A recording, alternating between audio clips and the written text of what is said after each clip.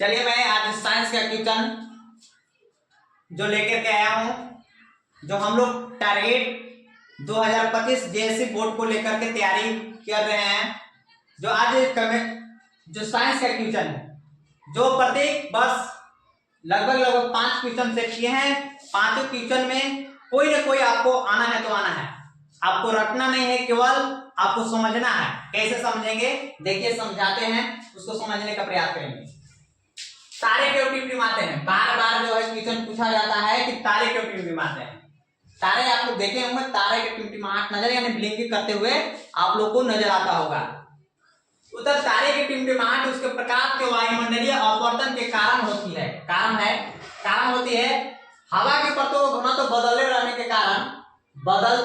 के कारण तारों चलने वाली प्रकाश की किरणें इन परतों से अपवर्तित होकर अपने मार्ग से कभी कम विचलित और कभी अधिक विचलित होती है। इससे आंखों में प्रकाश कभी कम होता है तो कभी अधिक, जिससे तारे टिमटिमाते नजर आते हैं। देखिए पहले समझिए आगे तारे क्यों टिमटिमाते हैं। हम लोग पढ़े क्या कि तारे की टिमटिमाहट उसके प्रकाश के वायुमंडलीय अपवर्तन के कारण होती है। पहला जवाब हुआ कि तारे क्यों टिमटिमाहट नजर आता है तो वायुमंडलीय अपवर्तन के कारण से होती है। अच्छा, अपवर्तन क्या? देखिए हवा की परतों के घनत्व तो बदलते रहने के कारण तारों चलने वाले प्रकाश की किरणें जब चलती है तो किरण जो है इधर से उधर वितरित हो जाती है। जैसे प्रकाश की किरणें इन परतों से अपवर्तित होकर अब टकरा करके अलग हो जाएगी। क्या होगा? अपवर्तित होगा और अपने मार्ग से कभी कम विचलित होगा, माने कभी कम हटेगा, कभी अधिक विचलित होगा। तो कभी कम कभी ज्यादा जब होगा तो इस आंखों में प्रकाश कभी कम पहुंचेगा और कभी ज्यादा पहुंच जाएगा। इसलिए आपको तारे टिमटिमाहट नजर आते हैं और लगता है कि तारा जो है टिमटिमा रहा है। कभी हम लोग को कभी जो प्रकाश की किरण क्या होता है, इन परतों से जो अपवर्तित होकर अपने मार्ग से कभी कम विचलित होता है, कभी अधिक विचलित होता है। इसी कारण से हम लोग को आंखों में लगता है कि तारे टिमटिमारा हो रहा है, जिससे तारे टिमटिमा नजर आते हैं। अब दूसरा है क्वेश्चन दिया क्या करेंगे, ग्रह क्यों नहीं टिमटिमाते? तारा टिमटिमाता है, ग्रह क्यों नहीं टिमटिमाता है? देखिए उत्तर है ग्रह तारों की अपेक्षा पृथ्वी के बहुत नजदीक है। जो ग्रह है नजदीक है और तारा क्या है, बहुत दूर है और नजदीक है, और इसलिए विस्तृत स्रोत की भांति माना जा सकता है। यदि हम ग्रह को बिंदु साइज के अनेक प्रकाश स्रोतों का संग्रह मान ले तो सभी बिंदु साइज के प्रकाश स्रोतों से हमारे नेत्रों में प्रवेश करने वाले प्रकाश की मात्रा में कुल परिवर्तन का औसत मान शून्य हो जाएगा।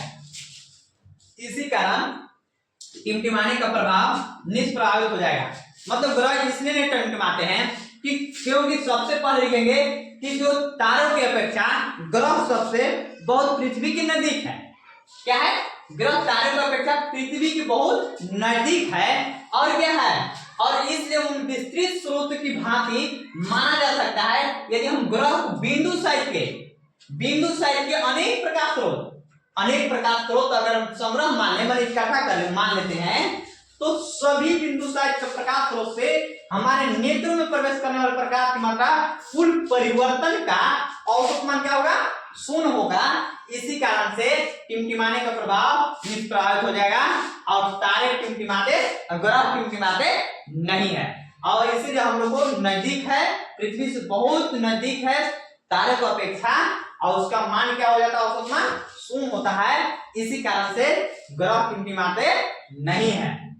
नेक्स्ट क्वेश्चन है थर्ड, देखिए आकाश का रंग नीला क्यों होता है? स्वच्छ मतलब साफ, स्वच्छ मतलब क्या, साफ। आकाश का रंग नीला क्यों होता है? उत्तर है प्रकाश के परिकिरण के कारण आकाश का रंग नीला होता है। आकाश का रंग नीला क्यों होता है? एक नंबर यहीं से मिल जाएगा आपको कि प्रकाश के परिकिरण के कारण आकाश का रंग नीला होता है। कौन कहा है कि आकाश का रंग नीला क्यों होता है? तो जवाब दे देना केवल कि प्रकाश के परिकिरण के कारण आकाश का रंग नीला होता है। एक नंबर मिल गया। 3 नंबर का क्वेश्चन होता है सूर्य का प्रकाश जब वायुमंडल में प्रवेश करता है तब प्रकाश का परिकिरण होता है। लाल रंग अधिक तरंग है लाल रंग जो होता है अधिक तरंगदैर्घ्य का होता है, का प्रकीर्णन सबसे कम, और नीले रंग का कम तरंगदैर्घ्य होता है, का प्रकीर्णन सबसे अधिक होता है। रंग के प्रकीर्णन में नीले रंग की अधिकता होती है, इसलिए इसका आकाश का रंग नीला दिखाई देता है। मतलब समझ में आया? नहीं समझ में आया? पहले समझिए क्वेश्चन को कि आकाश का रंग नीला क्यों होता है। तो पहला सवाल में आपको पहला का जवाब हो जाएगा कि प्रकाश के प्रकीर्णन के कारण आकाश का रंग नीला होता है। ठीक है, अब यहाँ की बात बोलना है कि सूर्य का प्रकाश जब वायुमंडल में प्रवेश करता है, सूर्य का प्रकाश जब वायुमंडल में प्रवेश करता है तब प्रकाश का प्रकीर्णन होता है। तब प्रकाश का क्या होता है? प्रकीर्णन होता है। और लाल रंग माने अधिक तरंग है, लाल रंग का अधिक तरंग है और का प्रकीर्णन सबसे कम, मतलब लाल रंग का प्रकीर्णन क्या होगा और तरंग क्या होगा?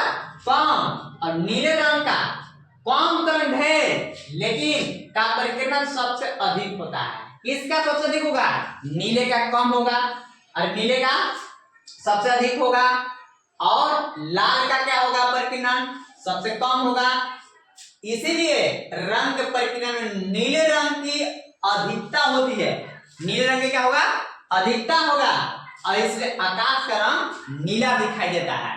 माने लाल का कम होता है और नीला का ज्यादा होता है, इसलिए नीला का रंग दिखाई देता है, आकाश का रंग नीला दिखाई देता है। अगला क्वेश्चन है, किसी अंतरिक्ष यात्री को आकाश नीले की अपेक्षा काला क्यों प्रतीत होता है? अंतरिक्ष मतलब समझते हैं, अंतरिक्ष यात्री मतलब ऊपर से जो देखते हैं यात्री, जैसे एरोप्लेन वगैरह में देखते हैं जब सफर करते हैं तो आकाश नीले की अपेक्षा काला क्यों प्रतीत होता है? उन लोग क्यों?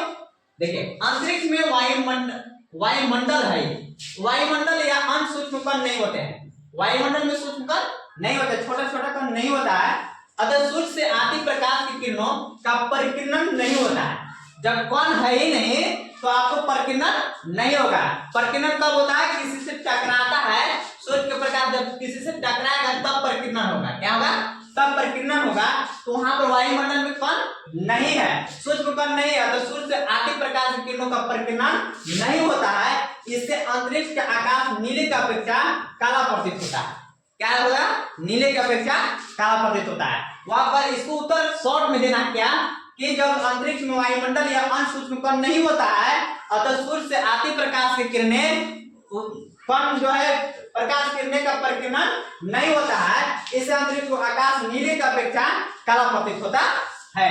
ऐसे ही बता देना है कि अंतरिक्ष यात्री को आकाश नीले की अपेक्षा काला क्यों प्रतीत होता है। तो बोल देंगे कि अंतरिक्ष यात्री को आकाश नीले की अपेक्षा काला इसलिए प्रतीत होता है कि वायुमंडल में सूक्ष्म कण नहीं होते हैं, जो सूर्य के प्रकाश की किरणें परिकीर्णन नहीं होने के कारण आकाश के नीले की अपेक्षा काला प्रतीत होता है। फिर एक खतरे का निशान लाल होता है, क्यों? हरा क्यों नहीं होता है? अब देखिए उत्तर, लाल रंग कोहरे या धुएं से सबसे कम परिकीर्णन होता है।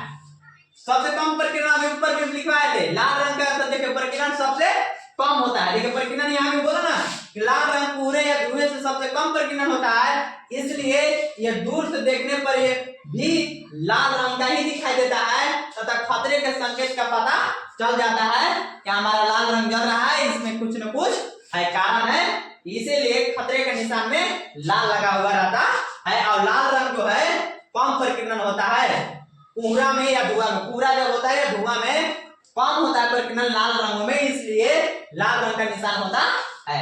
Thank you. ऐसे ऐसे वीडियो को आपको पाने के लिए फ्लुएंटली क्लासेस में जाएं और इसको देखें, ये सब्सक्राइब करें, लाइक करें, शेयर करें और आने वाले वीडियो को देखेंगे।